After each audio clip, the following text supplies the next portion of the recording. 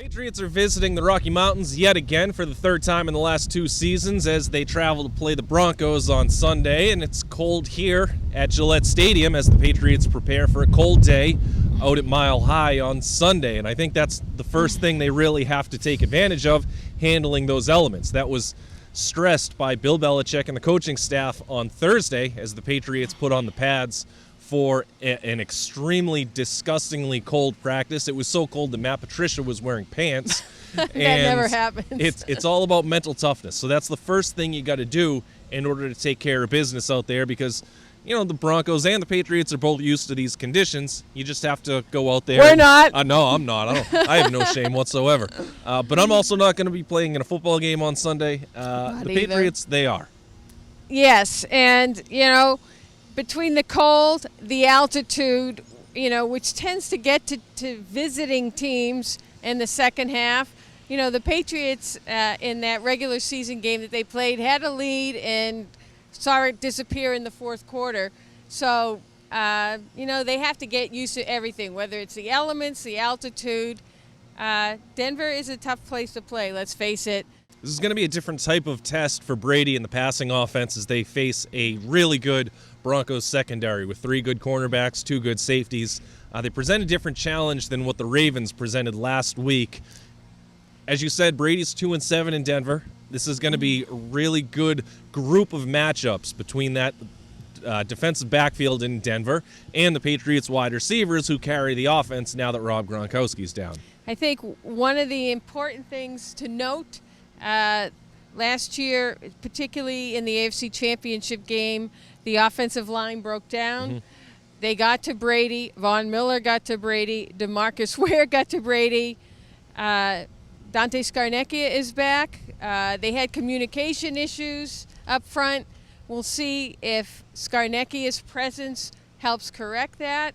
We will see if having LeGarrette Blount in this game, he wasn't there for the playoffs, and the presence of a running game helps the Patriots in this game. The Broncos are ranked 28th against the run.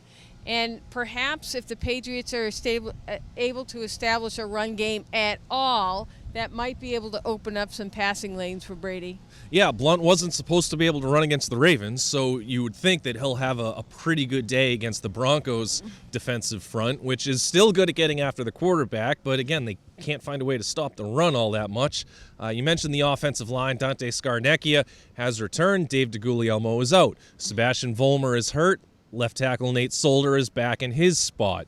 Josh Klein is gone. Shaq Mason and Joe Tooney, or Shaq Mason was there in the playoff game, but Joe Tooney has stepped in at left guard. Brian Stork, who was criticized for potentially tipping the snap count, is gone. David Andrews is playing really well.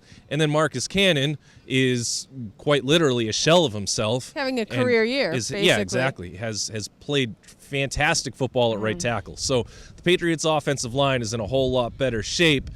And then flipping to the other side of the ball, the Patriots' defense is playing a whole lot better. Now, they had that 3-game stretch where they had to figure things out internally against 3 bad offenses, but they played a whole lot better on Monday night against the Ravens. Trevor Siemian has looked better than I think anybody expected him to when he was a 7th-round pick in 2015, but he still has plenty of moments when he looks like a 7th-round pick from a year ago, and the Patriots just have to make sure that they take care of that young quarterback.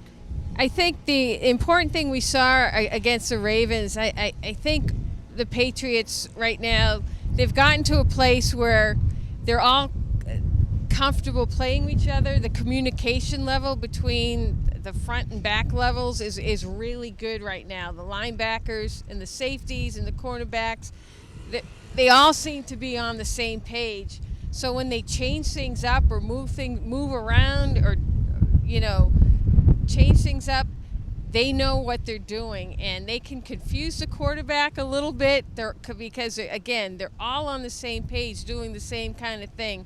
And I think that's going to be important with changing looks against Siemian and trying to confuse him. With a win, among other scenarios, the Patriots can lock up the AFC East for the 14th time in the last 16 years, as well as a first-round bye for the 7th consecutive season.